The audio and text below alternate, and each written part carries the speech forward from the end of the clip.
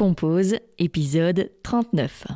Et moi, ça fait clairement, depuis que j'ai eu cette espèce de mini burn-out, c'était fin 2017, donc ça fait déjà 5-6 ans que j'apprends à ralentir. Mais je dirais que je ralentis vraiment depuis l'année passée. Avant, c'était encore un concept dans ma tête où je comprenais que je devais le faire, mais il y avait encore une telle aussi anxiété, parce que je suis quelqu'un d'anxieuse à la base, et ça va un peu mieux parce que maintenant j'ai des outils. Mais voilà, c'était tellement ancré, ce besoin d'aller vite aussi dans ma personnalité, parce que je crois que je suis quelqu'un d'assez dans l'action de manière générale. Je suis pas quelqu'un qui va rien faire ou j'ai besoin d'être dans l'action, et donc on peut vite s'y perdre aussi dans cette action et vouloir faire et ne jamais pouvoir prendre du temps pour vraiment se reposer et puis revenir à ce qui est essentiel pour nous. Donc je dirais que ralentir, c'est vraiment que depuis l'année passée, quand j'ai pris justement une année un peu transitoire, un peu transition sabbatique pour voir ce que j'allais faire de Lemon Spoon, vu que depuis le Covid, ça a changé énormément de choses au niveau de l'équipe, etc.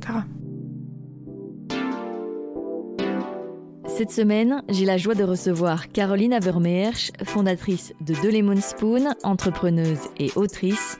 Ensemble, on a parlé du citron, très important dans sa vie, de son blog culinaire, de la remise en question de son mode de vie, de la création de Lemon Spoon, de slow life, de mouvement, de fibres artistiques, de son livre « Comment j'ai arrêté de me presser le citron », d'argent, de transition, d'écologie intérieure. Je vous souhaite une très belle écoute. Merci Carolina d'être avec moi aujourd'hui sur Compose. Et merci de m'avoir invitée. Tu es donc la fondatrice de Lemon Spoon, tu es autrice, conférencière, tu es chroniqueuse. On va revenir sur tout ça. Mais d'abord, j'aimerais revenir sur un terme que tu utilises souvent. Tu dis que tu es lemonizer. Est-ce que tu peux expliquer ce que ça signifie ? C'est la première fois qu'on me pose la question. Lemonizer, c'est moi qui l'ai inventé, hein, clairement. Je crois pas que ça existe comme mot. Mais c'est le fait de... en français, ce serait lémoniser, c'est bizarre. Citronner, ouais plutôt. Ça veut dire que, au-delà de mettre du citron dans ma vie, dans ma propre vie, je mets du citron dans la vie des gens. Alors, ça paraît encore abstrait de dire ça. Pourquoi le citron, en fait ? Ça fait partie de toute mon histoire personnelle et de mon projet, mais la métaphore du citron, pour moi, c'est quand tu mords dans le citron pour la première fois, ça pique et c'est désagréable, donc tu grimaces, il y a un état de changement physique et c'est comme la première fois que tu sors de ta zone de confort pour faire quelque chose de nouveau, quelque chose pour la première fois dans ta vie. C'est un peu désagréable au début, ça pique, mais finalement on se rend compte que ça a plein de vertus, tout comme le citron. Le citron a des vertus à tous les niveaux, autant pour la santé, pour faire le ménage, pour l'utiliser comme déo. Il y a énormément d'utilisation au niveau du citron. Et ça, c'est plus pour son côté physique, on va dire. Mais au niveau de la symbolique du citron, par exemple, dans ma vie, ça représente la joie, la chaleur, le soleil, l'exotisme. Et j'ai invité le citron dans ma vie parce que je crois que ma vie était un peu sombre, un peu négative, un peu triste. J'avais une tendance assez dépressive à l'époque. Et le citron, c'est mon petit rappel de toujours essayer de reconnecter à ma joie, à l'humour et puis ça fait référence aussi à tous les pays exotiques où poussent les citrons. Et moi, je suis née dans le Nord, en Belgique, quoi, mais j'ai tout le temps froid ici. Et j'avoue que j'ai beaucoup d'affinités avec l'Espagne. J'ai vécu là-bas aussi il y a quelques années, et maintenant je fais un peu des allers-retours aussi. Et c'est vrai que ça me fait du bien. En fait, le soleil est autant au moral que physiquement, que pour tout. Et donc le citron, c'est un peu mon soleil intérieur quand il y en a pas, ou mon rappel, ma piqûre de rappel. Et donc, le lemonizer, c'est vraiment ça. C'est au-delà d'être une espèce de médecine pour moi-même, j'essaye de répandre des citrons dans la vie des gens pour qu'ils aient cette piqûre de rappel aussi. Et comment en fait, enfin, tu l'as un petit peu expliqué brièvement, mais comment tu l'as fait rentrer dans ta vie, le citron? Alors, c'était en 2015. Je vivais à Barcelone à l'époque, parce que je faisais encore mes études là-bas. Et j'avais clairement une vie de débauche. Je sortais beaucoup, je buvais beaucoup, je mangeais beaucoup. J'adore manger et j'adore cuisiner aussi. Et j'ai eu un espèce de déclic en lisant un livre que ma cousine m'a offert pour mon anniversaire de 25 ans. Qui s'intitule... Enfin, c'est un livre de recettes, en fait, de Deliciously Ella. Je sais pas si tu vois, une londonienne assez connue. Et c'est un livre vegan et ça expliquait son histoire, qu'elle a vraiment guéri une maladie grave qui était incurable par la médecine traditionnelle grâce à un changement d'alimentation. Et je sais pas, ça m'a bouleversée, alors que c'est un livre de recettes. Hein. Il y avait juste une préface avec son histoire, quoi. Et ça m'a bouleversée. Du jour au lendemain, je me suis dit, tiens, en fait, il faudrait que je mette un peu plus de conscience dans mon assiette. Il faudrait, j'aime pas dire il faudrait, mais j'aimerais manger plus sainement et simplement découvrir aussi d'autres façons de cuisiner. Mais je mangeais déjà sainement, mais on peut toujours en apprendre plus. Et puis le côté vegan, ça, je connaissais pas du tout. Et j'ai commencé à cuisiner.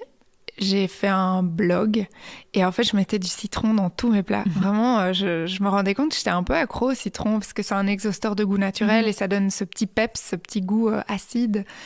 Et finalement, en cherchant un nom pour mon blog culinaire, j'ai cherché et je sais pas, de lemon spoon, la cuillère de citron, c'est cette petite dose de citron que je mettais un peu partout dans mes plats, mais aussi dans ma vie en fait. Donc c'est né comme ça. Et je me rappelle que j'avais choisi, et ça c'est vrai que je l'ai jamais dit je pense, et au départ j'avais un autre nom, ça s'appelait Caro's Green Kitchen. Mais à l'époque j'étais là, voilà, c'était un peu les débuts de tout ce qui était healthy food, etc., surtout sur les réseaux sociaux. Et puis après je me suis dit en fait j'ai envie de changer de nom parce que j'ai pas envie qu'il y ait mon prénom dans le nom pour que ce soit moins personnel, ou en tout cas si j'ai envie d'en faire quelque chose d'autre, je sois pas coincée dans Caro, et si j'ai envie de faire autre chose que de la cuisine, je suis pas coincée dans kitchen. Et green, c'était un peu bateau, quoi. Ouais. Et du coup j'étais là, non, en fait c'est pas ce nom-là. Et Lemon Spoon, voilà, c'était un peu comme une évidence, quoi. Excellent. Et comment c'est passé d'un blog culinaire vraiment à un mouvement de Lemon Spoon? Ça a été une deuxième prise de conscience. Donc d'abord le blog culinaire, je partageais mes recettes, etc. Et puis j'ai dû rentrer en Belgique et redéménager toutes les affaires que j'avais accumulées en 3 ans de vie à Barcelone. Et là, j'avais acheté tellement de vêtements, fait tellement de shopping dans des enseignes de fast fashion dont je ne citerai pas le nom, mais on sait tous lesquelles. Et ça a été un déclic. Je me suis dit, waouh, j'ai acheté tout ça, ça sert à rien, j'ai pollué, ça pollue ma personne aussi parce que c'est une forme de compensation. Dès que j'étais un peu triste, un peu déprimée, j'allais faire du shopping. Et puis, la voiture était pleine à craquer pour rentrer en Belgique, mais vraiment bourrée que de vêtements. Et puis, j'ai commencé à me dire, mais c'est pas possible. Et en fait, du jour au lendemain, de manière très naturelle, j'ai plus été dans ces enseignes et j'ai commencé à me renseigner sur les conséquences de la mode sur la planète et puis de tout mon mode de vie. Et donc j'ai remis en question à peu près toute une façon de vivre et je voulais trouver des alternatives durables pour tout ce que je consommais.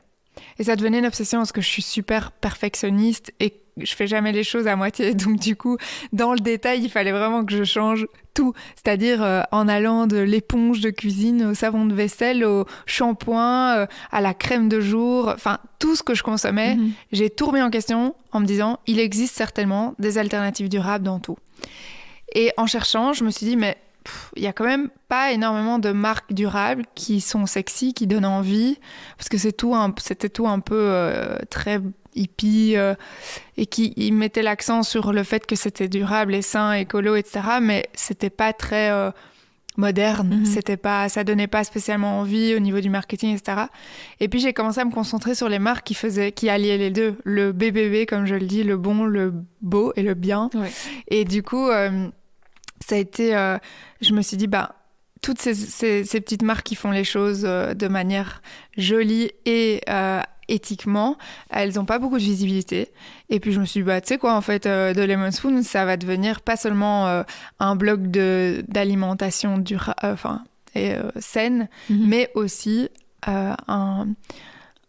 un blog qui permet un espèce de guide en fait de consommation durable, mais très général. Oui, justement, oui. Toi, comment tu te renseignais? Parce qu'à ce moment-là, on parlait moins de fast fashion, on parlait moins de consommation responsable. Comment tu as fait cette démarche de te renseigner, toi? T'es passé par quoi? Je sais pas, c'est venu à moi. Enfin, venu à moi, je me rappelle plus exactement, mais en général, quand il y a quelque chose qui me passionne, je me débrouille pour trouver l'info et les choses venaient assez spontanément à moi parce que j'avais lancé ce blog culinaire, donc j'avais déjà eu quelques articles de presse par rapport à ça, et puis du coup j'ai cherché sur internet en fait le meilleur outil de notre époque pour chercher de l'info, et évidemment il y a aussi beaucoup de désinformation aujourd'hui, mais par rapport à ça je pouvais trouver plein de choses et sur le web, et donc j'ai cherché des marques sur Instagram aussi, en fait, en cherchant avec des hashtags, etc. Je dois dire qu'à l'époque, l'écologie, ça commençait vraiment à être, c'était en 2015, donc ça commençait vraiment à être un truc à la mode, mais c'était pas encore comme maintenant, quoi. On n'en parlait pas tous les jours, dans tous les médias, tout le temps, c'était pas encore urgent. Et donc, j'avoue que même les gens autour de moi, ils se disaient « mais on comprend pas ce que tu fous, c'est quoi ton truc là, c'est bon ». Il y en a même qui étaient vraiment, qui rejetaient un peu ce que je faisais, parce qu'ils disaient « ah, tu nous fais chier avec ton écologie, etc. » Parce que j'avoue, quand tu découvres quelque chose, en tout cas moi, j'avais tendance à être un petit peu radicale ou un peu extrême, et peut-être être un peu moralisatrice aussi, ce que j'ai compris...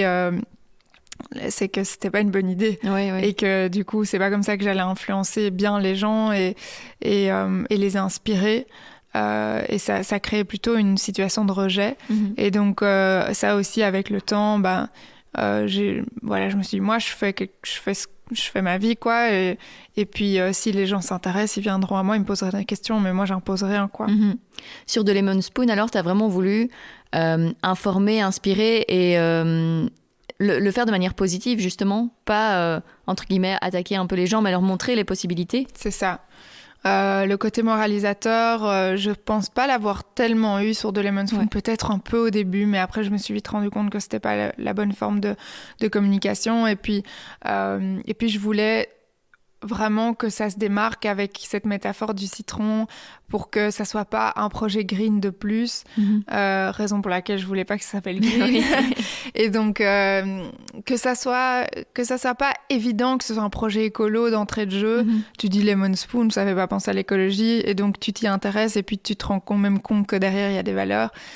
Et puis avec l'équipe après que j'ai eue pendant longtemps avec Lemon Spoon, on essayait vraiment de faire passer un message super positif, de créer du contenu qui était plutôt fun, décalé et certainement pas moralisateur, quoi, avec des solutions. Comment t'as démarré tout ça? Comment t'as trouvé une équipe? T'as fait des demandes de fonds aussi? T'as levé t'as fait un crowdfunding? Comment ça s'est construit de Lemon Spoon? Ça s'est vraiment construit spontanément.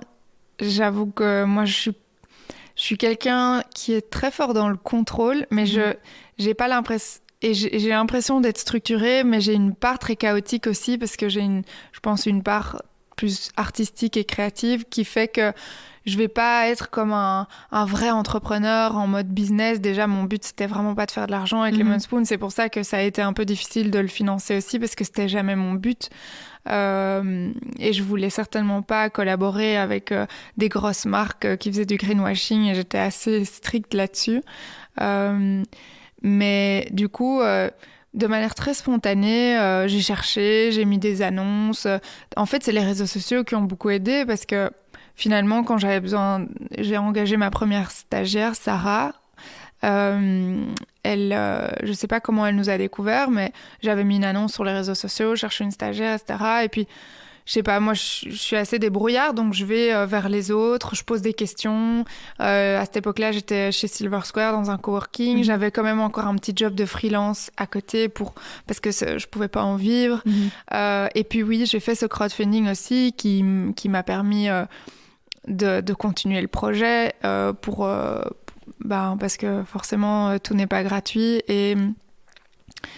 mais de manière générale, au début, j'ai vraiment fait du troc, des échanges avec d'autres entrepreneurs, avec beaucoup de bénévoles. On a eu au moins 40 bénévoles qui ont bossé pour The Lemon Spoon, que ce soit pour les conférences après ou même pour le début du projet, parce qu'au début, le blog, c'était un blog où je faisais participer, il y avait des contributeurs, et donc il y avait d'autres personnes qui pouvaient écrire des articles sur The Lemon Spoon. Je trouvais ça un chouette concept d'ailleurs, mais j'ai pas très bien géré la gestion justement de ces contributeurs. Ça prenait beaucoup de temps, il fallait relire, et comme j'étais un peu sur tous les fronts, et raison pour laquelle après je me suis rendu compte que il fallait que je ralentisse parce que j'étais un peu au bord du burn-out. J'ai fait un mini burn-out, mais j'aime pas trop ce mot parce que ça paraît très grave, mais voilà, j'ai vraiment j'ai un peu saturé.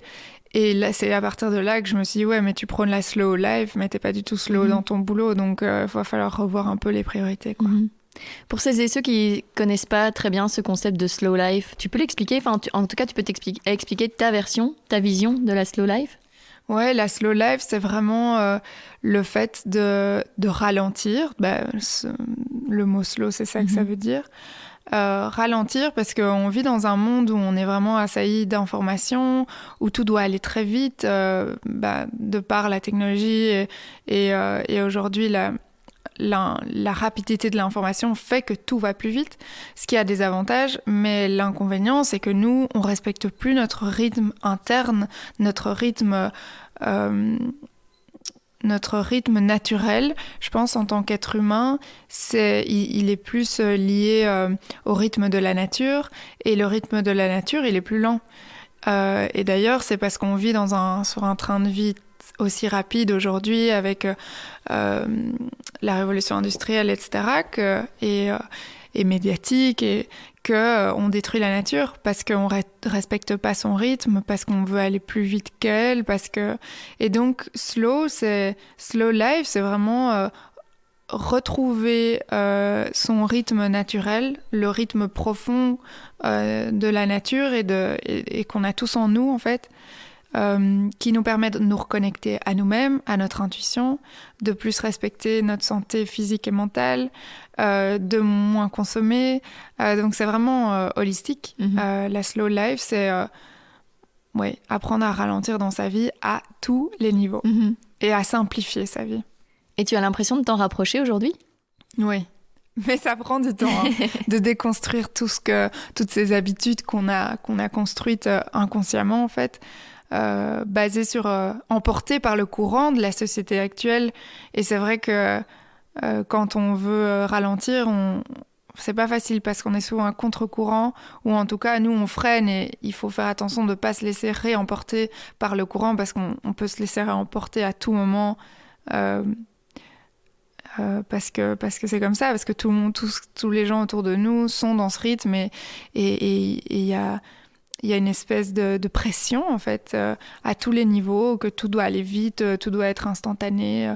Et donc, c'est vraiment, il faut avoir une attention quotidienne, une attention de se reconnecter à soi, à sa respiration, le plus souvent possible pour dire, est-ce que là, c'est juste, ou est-ce que là, je respecte pas mon rythme ?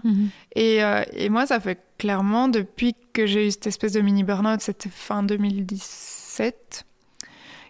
donc ça fait déjà 5-6 ans que j'apprends à ralentir. Mais je dirais que je ralentis vraiment depuis l'année passée. Avant, c'était encore un concept dans ma tête où je comprenais que je devais le faire, mais il y avait encore une telle aussi anxiété, parce que je suis quelqu'un d'anxieuse à la base, et ça va un peu mieux parce que maintenant j'ai des outils. Mais voilà, c'était tellement ancré, ce besoin d'aller vite aussi dans ma personnalité, parce que je crois que je suis quelqu'un d'assez dans l'action de manière générale. Je suis pas quelqu'un qui va rien faire ou qui... J'ai besoin d'être dans l'action et donc on peut vite s'y perdre aussi dans cette action et vouloir faire et ne jamais pouvoir prendre du temps pour vraiment se reposer et puis revenir à ce qui est essentiel pour nous. Donc je dirais que ralentir, c'est vraiment que depuis l'année passée, quand j'ai pris justement une année un peu transitoire, un peu transition sabbatique pour voir ce que j'allais faire de The Lemon Spoon, vu que depuis le Covid, ça a changé énormément de choses au niveau de l'équipe, etc. Oui, parce qu'il y avait toute une période où il y avait des conférences aussi que vous organisiez, il y avait le contenu en ligne, mais aussi du contenu réel. Comment ça s'est passé alors justement, cette coupure à cause du Covid ? Il y a eu le Covid et avant le Covid, on avait prévu tout un programme de conférences sur l'année. J'avais une équipe de 6 personnes, dont 3 stagiaires. Il y avait Tanguy et Juliette qui travaillaient avec moi depuis quelque temps déjà et c'était génial parce que ça se consolidait et enfin on commençait à pouvoir en vivre et se rémunérer. En tout cas, Juliette et moi, et Tanguy, c'était le but de commencer à le rémunérer aussi avec les conférences. Et puis le Covid est tombé, on a dû annuler toutes les conférences qu'on avait prévues. Et là, il y a eu clairement une remise en question. Et puis le Covid a duré plus longtemps que tout qu'on avait imaginé. Et en sortant du Covid, il y avait aussi ce lieu à CU, Bruxelles, qui faisait que c'était l'opportunité de faire des conférences, mais CU, c'était éphémère, donc ça n'allait pas durer plus de 2-3 ans. Et donc, à partir du moment où le Covid est terminé, CU, ça touchait un peu à sa fin, et donc on se disait, de toute façon, on va pas pouvoir continuer à faire ça éternellement, et c'était un peu un test pour moi aussi d'organiser des conférences, parce que j'adore l'événementiel, et je voulais rendre un peu plus physique tout ce qu'on faisait sur les réseaux sociaux de manière digitale depuis des années. Ça manquait de connexion humaine, de relations, de présentiel. Et donc, clairement, après le Covid, on a encore organisé peut-être 1 ou 2 conférences, mais moi, j'en ai vraiment profité pour écrire mon livre qui me trottait dans la tête depuis déjà quelques années, où je voulais vraiment commencer à écrire tous les changements que j'avais introduits dans ma vie depuis ces dernières années. Et donc, j'ai écrit mon livre et quand on est sorti du Covid, plus ou moins, là, le problème, c'est que moi, j'ai dû licencier à peu près tout le monde parce que...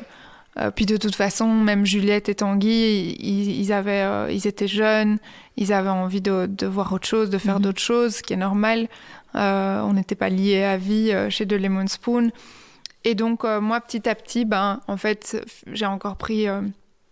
une stagiaire et puis après je me suis dit mais non, moi maintenant j'ai vraiment besoin de me poser et de me poser la question surtout de qu'est-ce que j'ai envie d'en faire si je fais plus de conférences, qu'est-ce que je veux en faire à terme et je suis passée par énormément de phases de rejet, de plus vouloir de vouloir le revendre, de vouloir le filer à quelqu'un, de vouloir je savais pas et puis donc j'ai pris le temps de réfléchir à ça et puis à un moment je me suis rendu compte que avec The Lemon Spoon, c'était fort rester derrière un ordinateur puisque on crée du contenu digital et même si ce contenu est super sain, on va dire, rester derrière un ordinateur, c'est pas forcément idéal.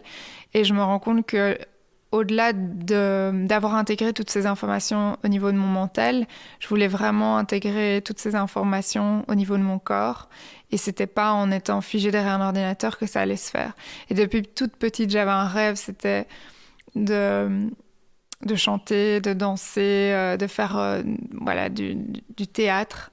Et je me l'étais jamais vraiment autorisée. Et là, je me suis dit, mais en fait, j'ai envie de vraiment faire une immersion. Et là, la vie m'a vraiment envoyé l'info 2 fois. Parce que la première fois, j'ai reçu l'info. J'ai dit non, je peux pas me permettre. C'est 3 mois intensifs, du lundi au vendredi, de 10h à 17h tous les jours. Donc, ça me permettait pas de faire quoi que ce soit d'autre à côté. Et je dis, non, je peux pas me le permettre. Moi, je dois continuer à travailler. Tu vois, la petite voix dans ta tête qui dit non, l'obligation de travail. Et puis après, la vie m'a renvoyé la même info via un autre canal où j'étais là, c'est pas un hasard, tu vois, c'est des synchronicités qu'il faut, je pense, pas nier. Et j'ai contacté donc la personne qui organisait cette immersion artistique. Et il restait une place. Et je l'ai prise. Excellent. Et là, je me suis vraiment autorisée et j'ai dit, OK, je vais mettre Lemon Spoon sur pause. Et c'était l'année passée, donc de janvier à avril, j'ai commencé mon année par cette immersion en théâtre qui était vraiment une exploration très large, une exploration corporelle à travers différentes disciplines artistiques, le chant, la danse, le clown, l'art-thérapie et le théâtre selon Michael Chekhov. Et c'était incroyable parce que c'était vraiment hyper thérapeutique. C'est pas vraiment du théâtre classique comme on peut l'imaginer, c'est plus basé sur de l'impro, la gestion d'émotions, le corps énergétique. Et bouger son corps.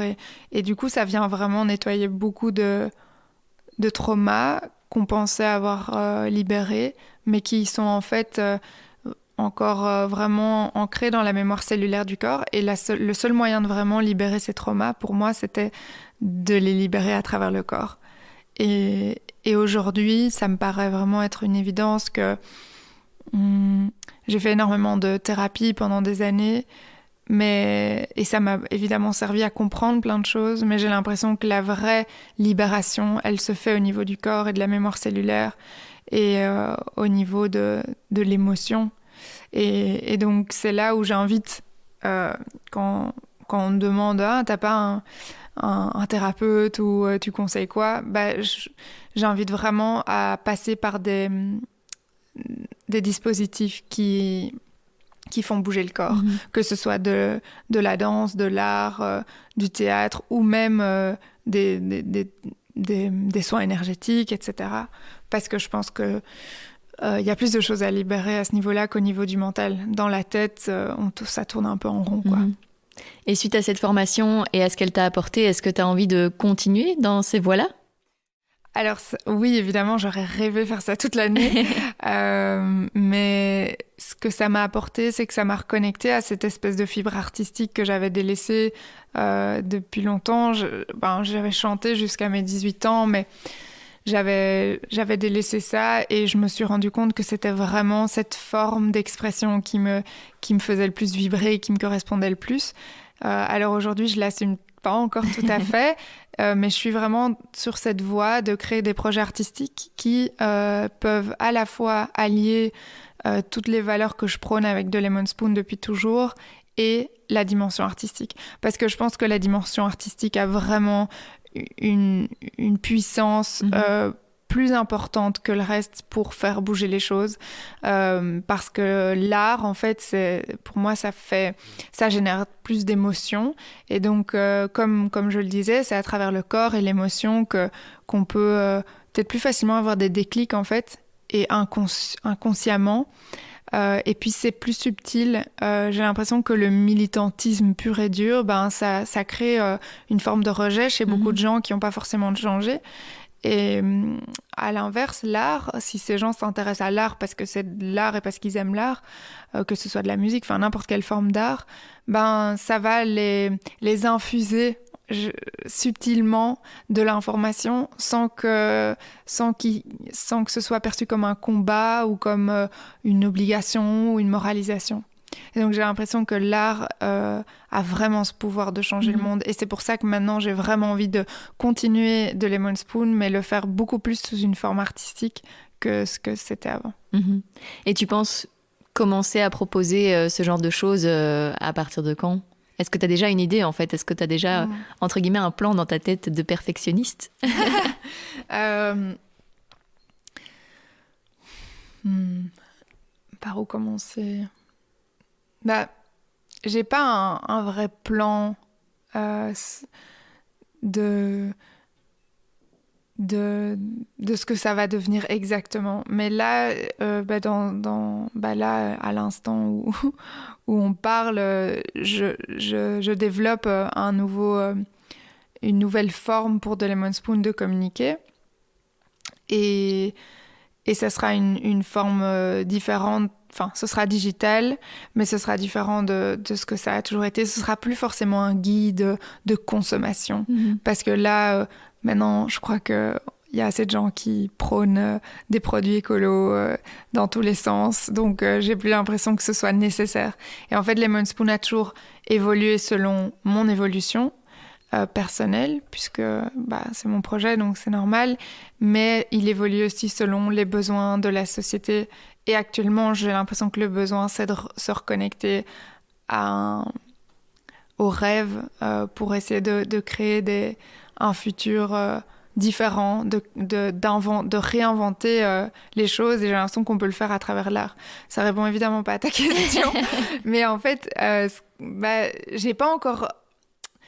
C'est pour ça que je réponds pas tout à fait à la question, parce que en fait, je ne sais pas encore. Parce que je me laisse porter par l'opportunité, par ce qui va émerger. Ce que je peux dire juste, c'est que là,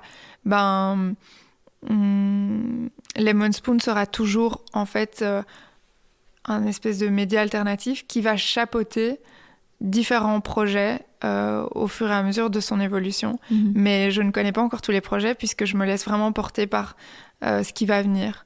Donc ça peut être plein de choses différentes, et je ne sais pas encore exactement quoi. Mais on va. Tu parlais tout à l'heure de ton livre, ton premier livre, Comment j'ai arrêté de me presser le citron. Tu l'as vraiment... tu te montres tel que tu es, tel que tu étais aussi. C'était difficile de se montrer un peu, de s'ouvrir comme ça aux lecteurs, aux lectrices? Oui. Oui et non. En fait, au moment d'écrire le livre, j'étais juste avec moi-même. Donc là, c'était facile facile, non. C'était pas facile, parce qu'il faut trouver les bons mots pour décrire ce qu'on ressent et ce qu'on a en nous.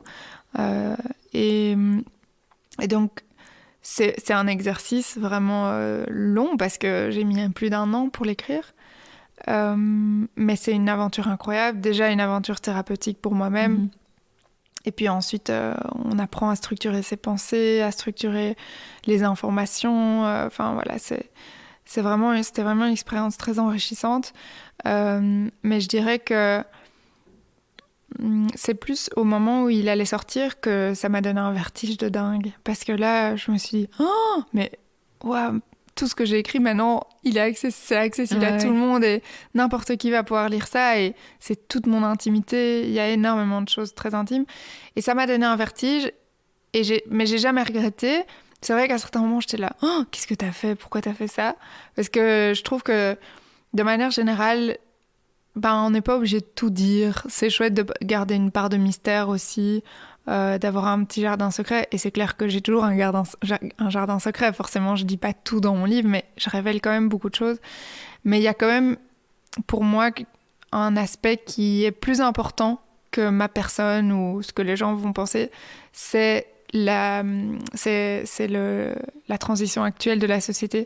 Et j'ai l'impression que la meilleure façon de faire changer les choses, c'est grâce aux histoires des autres, des gens, des transformations, des mutations. Et la meilleure manière d'inspirer les gens, c'est en racontant sa propre histoire. Donc je me suis dit, là, il y a un besoin, et puis que ça inspire ceux que ça inspire, et ceux qui aiment pas, tant pis pour eux, quoi, on s'en fout. Donc oui, ça m'a donné le vertige, mais aujourd'hui, c'est un livre qui m'a servi d'abord à moi, et puis s'il peut servir aux autres, tant mieux.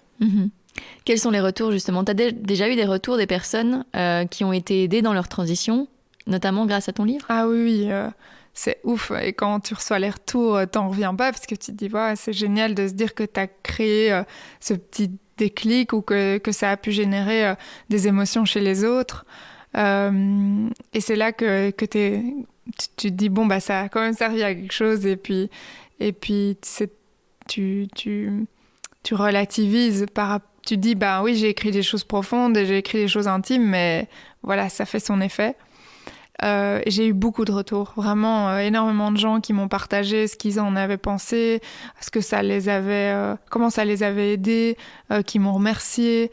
Et parfois, je reçois encore des messages aujourd'hui, mais bon, il y a moins. Là, le livre est sorti déjà il y a 2 ans, et je suis sûre qu'il y a des gens qui continuent à le lire, mais j'en fais plus énormément la promo, parce que pour moi, c'est déjà un projet qui fait partie de mon passé. Et même s'il y a beaucoup d'infos qui sont d'actualité, il y a certainement, quand je relis parfois mon livre maintenant, je me dis « Ah, ça, aujourd'hui, je l'aurais peut-être pas écrit, quoi. Ou j'aurais peut-être pas écrit comme ça. » Et c'est normal, on évolue tous. Ça veut pas dire que l'info n'est pas bonne. Ça veut dire qu'aujourd'hui, ça me parle plus ou bien que j'ai changé de point de vue. Et donc, mon livre est là. Il fait sa vie tout seul.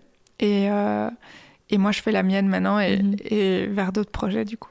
Et t'envisages de réécrire à nouveau ? Ouais.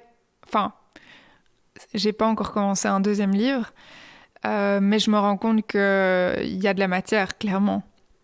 Après, ce dont je me rends compte aussi, c'est que écrire un livre, t'as le moment d'écriture, et quand je vois le temps que ça m'a pris, ça pourrait certainement me prendre quelques mois, voire peut-être des années, j'en sais rien. Et puis après, le temps de trouver un éditeur, ça prend du temps. Et puis le temps, si tu trouves un éditeur, après l'éditeur, il met 1 an pour te publier. Et en gros, l'un dans l'autre, t'écris, mais au moment où ton livre sort, c'est 3 ans après, quoi. Et en fait, aujourd'hui, je me rends compte que il y a plus un besoin de partager ce que je vis dans le moment même, de manière instantanée. Alors, ça pourrait paraître pas très slow, mais en même temps, je crois que c'est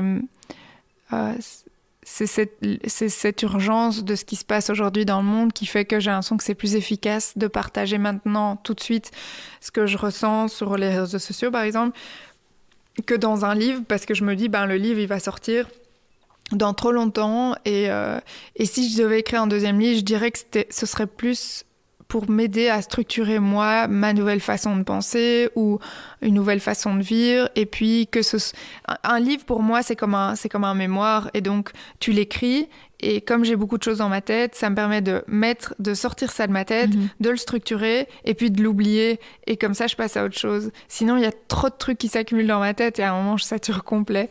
Donc je dirais que je pourrais écrire un deuxième livre. C'est pas forcément le truc le plus indispensable, mais je me dis qu'aujourd'hui, je pourrais aussi transmettre sous une autre forme, par exemple des chansons, ou bien ce que je fais actuellement, des chroniques, ou bien des posts sur les réseaux sociaux. Oui, les chroniques. Donc, tu es sur Balancer vos ondes positives avec Marc Vossen. Ouais. Comment s'est né ce projet ? J'ai rencontré Marc déjà il y a très longtemps à un séminaire, mais on se connaissait pas vraiment parce que lui il connaît tellement de gens que je crois qu'il savait pas qui j'étais. Moi je savais qui il était évidemment, mais je savais qui il était, et j'étais assez impressionnée par son parcours et par l'homme qu'il était. Et puis j'ai été publiée par ma maison d'édition L'attitude des héros. Et en fait, je me suis rendu compte que Marc avait publié un livre dans la même maison d'édition. Et donc, on a été forcément amenés à se re-rencontrer via la maison d'édition.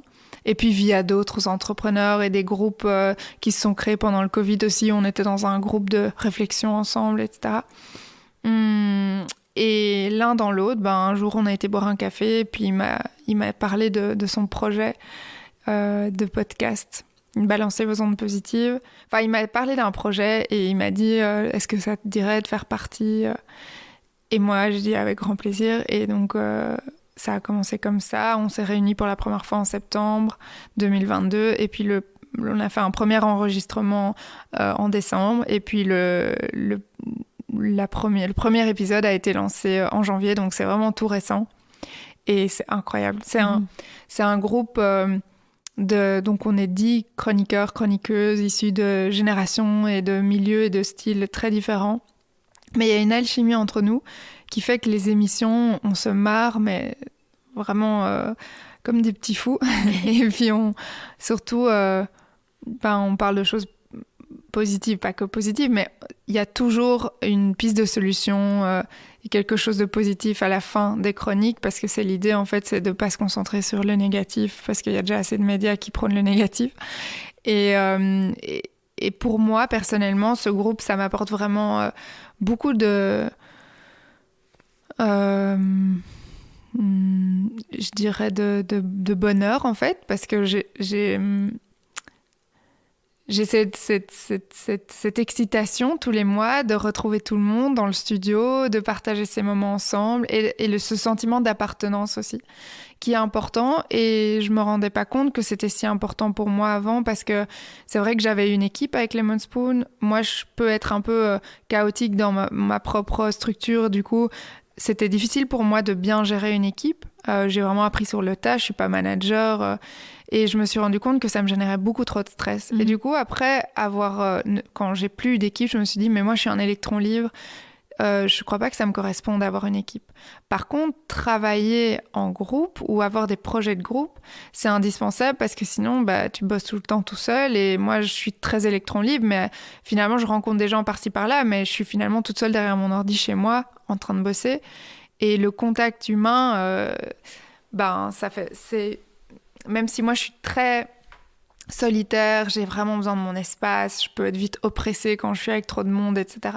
Je me suis rendu compte que partager surtout des moments de qualité, comme on le fait dans Balancer vos ondes positives, ça me rend hyper heureuse. Et donc, je suis contente de faire partie de ce groupe maintenant.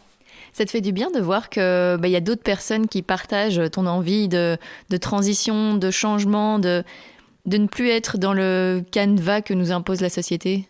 Oui, justement, je me sens moins seule parce qu'on est plein, mais c'est juste qu'on ne se rassemble pas suffisamment, j'ai l'impression. Et d'être avec un groupe qui sont tous, d'une manière ou d'une autre, en train d'œuvrer pour le futur, c'est encourageant. Parce que c'est là que tu dis, ah ok, en fait, on se comprend, on n'a pas besoin de se justifier, on n'a pas besoin de se battre pour faire passer nos idées parce qu'on a tous un peu la même idée pas la même, mais en tout cas les mêmes valeurs pour faire avancer les choses. Et donc, c'est vraiment un soutien énorme en fait. Mmh. J'avais lu dans une interview que tu parlais que c'était important aussi de démystifier l'argent. Tantôt, tu parlais de projets pour gagner ta vie, etc. Aujourd'hui, en fait, comment tu fais pour gagner ton argent, en fait, avoir ton argent et pouvoir justement créer tes projets? C'est marrant que tu poses cette question parce qu'on a eu un enregistrement en studio cette semaine et j'ai fait une chronique sur l'argent. Ah, marrant. Et elle n'est pas encore sortie du coup. Enfin, elle va sortir en avril.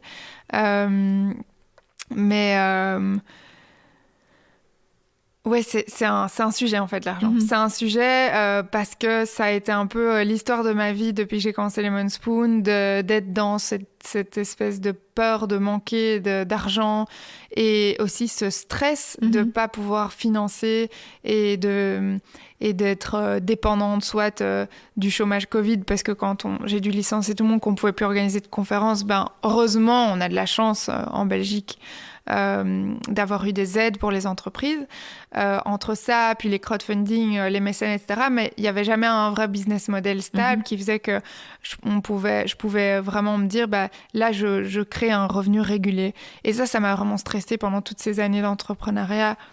Et aujourd'hui, j'ai fait basta, je veux plus en fait. Je crois que je mettais une connotation très négative sur l'argent. Je lui donnais une valeur négative. Je l'associais au fait que ça détruisait le monde, que ça créait de la misère, que ça foutait en l'air ma famille. Alors que finalement, l'argent, c'est juste une énergie, c'est juste un billet un morceau de papier ou bien même c'est digital. Donc, c'est l'énergie que toi, tu lui donnes. C'est en fonction de toi ce que tu vas en faire et dans ce dans quoi tu l'investis qui fait qu'il va être positif ou négatif. Et donc, j'ai dû vraiment changer cette vision pour plus être dans cette espèce de vision négative de l'argent.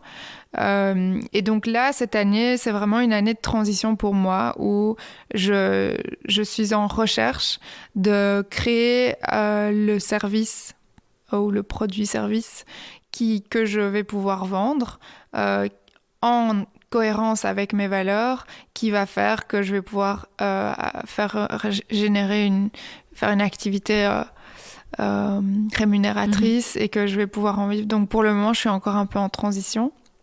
Même si j'ai déjà quelques contrats et puis avec Lemon Spoon on a quand même j'ai quand même pas fait tout ça pour rien. Il y a quand même une communauté, une visibilité, donc j'ai quand même des marques ou des fondations qui me contactent pour participer à des campagnes, etc.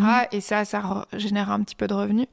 Mais là j'aimerais vraiment stabiliser l'aspect financier dans ma vie et je sens que je suis vraiment prête à Excellent. ça. Donc je suis encore dans cette transition, mais cette année, je sens que ça va être vraiment l'année où je vais concrétiser pour stabiliser l'aspect financier, autant personnel que de Lemon Spoon. Mhm. Qu'est-ce qui t'a aidé justement dans ce cheminement, dans ton rapport avec l'argent? C'est des lectures, c'est des écoutes, c'est des personnes? Il faut aller écouter ma chronique sur Balancer vos ondes positives. Je mettrai le lien dans les notes. Ouais, parce que c'est une chronique, bon, c'est pas une chronique courte, elle fait 7 minutes quand même, mais c'est assez dense et j'y donne les références, etc. Mais ici, je peux quand même spoiler un petit peu.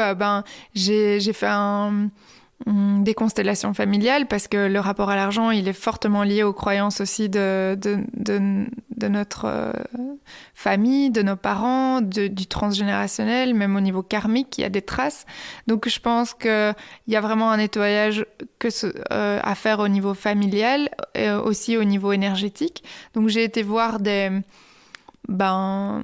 un canal qui m'a nettoyé énergétiquement par rapport à l'argent. J'ai fait une constellation familiale par rapport à mon père, puis une par rapport à ma mère. Et puis j'ai lu des livres qui m'ont beaucoup aidée aussi, et que d'ailleurs je garde sur ma table de chevet encore maintenant parce que c'est bien de se faire des petites piqûres de rappel. Et donc c'est vraiment... de toute façon, une attention quotidienne pour changer d'état d'esprit. Au moment où tu vas acheter quelque chose, au lieu de te dire « Ah, j'ai pas assez d'argent » et donc t'émets une émotion négative, ça, c'est être dans la peur du manque. Alors que si tu te dis, quand t'achètes quelque chose « Ah, mais incroyable, je peux m'acheter ça et j'ai l'argent pour m'acheter ça », là, t'es dans un état d'esprit de gratitude et ça change tout parce que du coup, tu attires du positif et c'est là qu'on dit qu'on est plus dans l'abondance.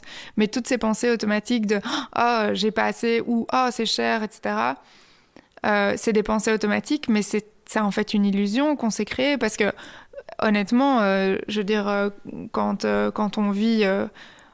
comme je vis, je manque de rien. Je vis pas, j'ai pas une vie de grand luxe, mais j'ai une vie simple. Mais je manque de rien. Je mange, j'ai un toit, j'ai tout ce qu'il me faut. Je pars en vacances. Enfin, oui, j'ai une vie de luxe quand même, quoi, en fait. Mais le luxe, c'est juste avoir être dans cette simplicité de pouvoir manquer de rien. Donc, je pense que c'est un état d'esprit. Et l'état d'esprit fait qu'on attire, soit on attire plus de richesse, soit on n'attire pas de richesse. La simplicité, ça rejoint vraiment le concept que tu utilises souvent d'écologie intérieure. Tu as l'impression que c'est tout ce travail d'écologie intérieure qui te permet d'aujourd'hui d'atteindre cette simplicité dans ta vie? Oui. C'est-à-dire que l'écologie intérieure, ce que j'appelle l'écologie intérieure, c'est vraiment le fait de se reconnecter à soi et de comprendre, d'apprendre à se connaître simplement et de comprendre comment on fonctionne et aussi de comprendre quelles sont les névroses et les traumas qui font que on se détruit soi-même et on a des addictions et du coup, par conséquence, on détruit aussi la planète parce que c'est en fait la base de nos addictions qui fait qu'on consomme et que ça a des conséquences néfastes sur la nature. Donc il y a aussi je vais faire une petite parenthèse, mais il y a vraiment un documentaire qui pour moi résume extrêmement bien tout ce qu'on vit actuellement et la source du problème, qui s'appelle The Wisdom of Trauma de Gabor Maté et qui est un documentaire incroyable qui parle justement du trauma de l'être humain, de chacun et pourquoi est-ce que du coup la conséquence c'est que on détruit tout. Et donc clairement l'écologie intérieure pour moi c'est une façon de cultiver sa propre nature, de cultiver son écologie et du coup de revenir à l'essentiel, de comprendre nos émotions, etc., qui font que au fur et à mesure qu'on va nettoyer tous ces traumas ou ces névroses, ou en tout cas mettre de la lumière dessus, les comprendre et prendre du recul par rapport à ça, et ne plus être en mode automatique en fait, mais vraiment prendre conscience de pourquoi on fait ça. Alors c'est pas pour ça qu'on va arrêter de le faire tout de suite, mais en tout cas quand tu prends conscience de quelque chose en général, c'est le premier pas vers la guérison, et donc ça permet clairement d'adapter sa vie, d'avoir de vivre plus simplement. Parce que, moi, par exemple, je vais donner un exemple concret, parce que là, ça peut paraître très abstrait, mais par exemple, le fait de m'être reconnectée à mes émotions, de mieux me comprendre, de comprendre ce dont j'ai besoin, de ne pas rejeter mes émotions, je vais avoir moins de comportements compensatoires. Avant, mes comportements compensatoires, c'était j'étais triste, il fallait que je taise ma tristesse, et donc j'allais faire du shopping. Et j'achetais plein de vêtements qui polluaient énormément, ou je mangeais beaucoup de sucre, ou je fumais, ou je buvais de l'alcool pour oublier mon mal-être.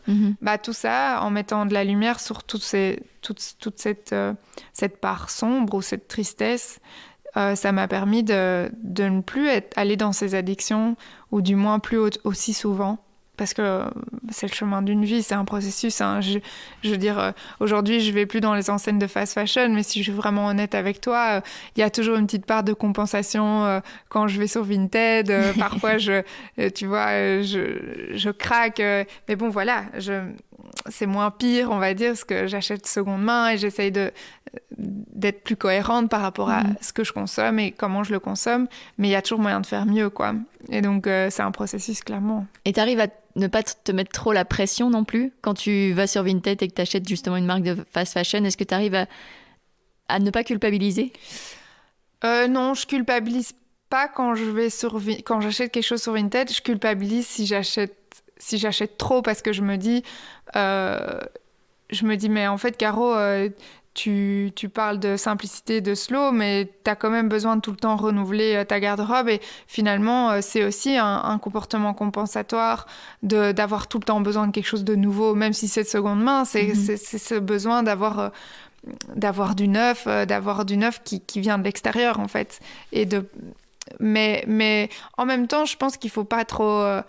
de nouveau être dans une extrême. Moi, j'adore bien m'habiller, et je crois que j'aimerais toujours ça, et c'est pas parce que je dois être simple que je veux devenir plus simple dans ma vie que tout d'un coup je dois m'habiller n'importe comment, ou que je dois en avoir rien à foutre et garder mes pulls jusqu'à ce qu'ils soient troués. Enfin, je veux dire, c'est aussi un plaisir, c'est comme la nourriture pour moi. Bien s'habiller, ou avoir du plaisir à l'esthétique, c'est de la beauté. C'est comme et pour moi la beauté, elle est dans tout, et clairement il faut pouvoir modérer son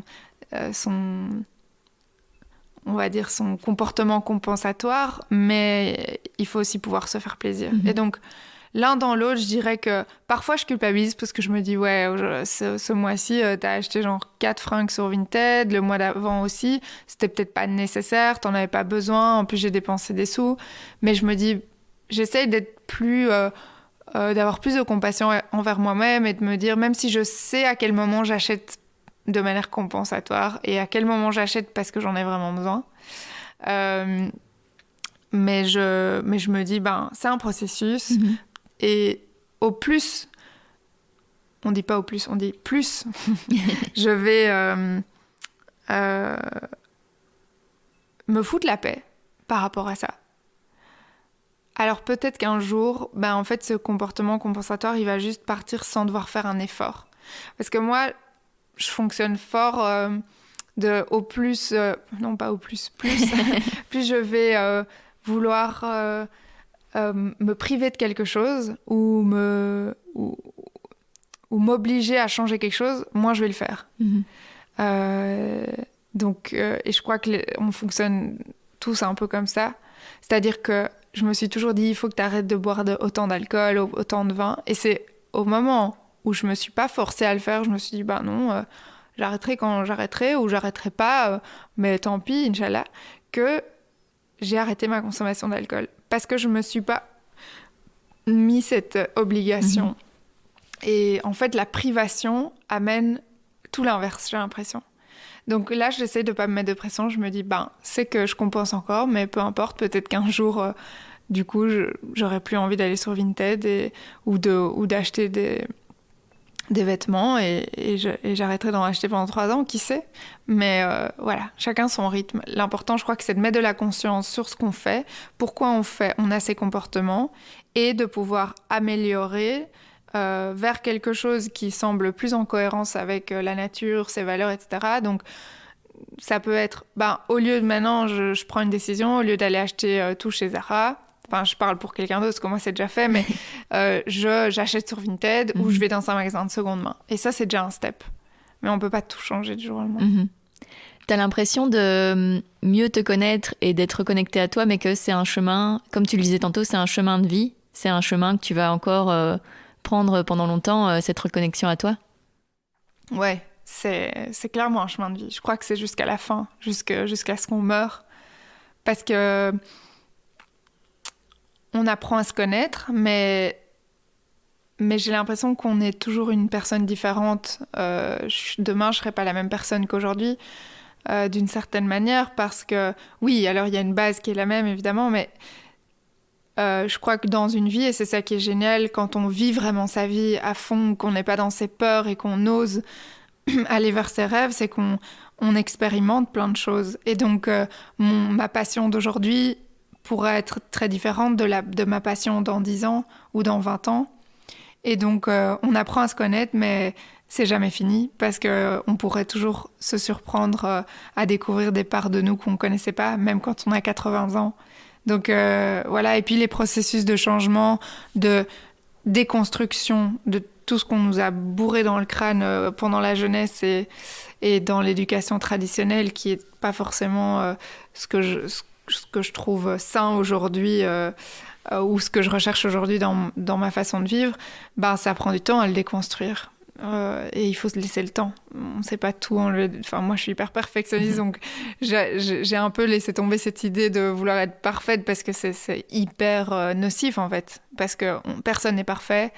Et c'est accepter cette imperfection qui fait que je me détends beaucoup plus et je ne suis pas tout le temps une hystérique du contrôle, en train de chercher la perfection, qui fait qu'en fait, je ne suis jamais satisfaite, que j'arrive pas à vivre vraiment pleinement le moment présent et à accepter les choses comme elles sont. Il y a toujours quelque chose qui est pas assez bien, il y a toujours une insatisfaction, et ça rend pas heureux du tout, quoi. Donc la perfection, j'ai vraiment conscience que ce côté perfectionniste, il est pas forcément, il me dessert plus qu'il me sert bien souvent. Donc voilà, je mets de la conscience là-dessus, et puis Inch'Allah, quoi.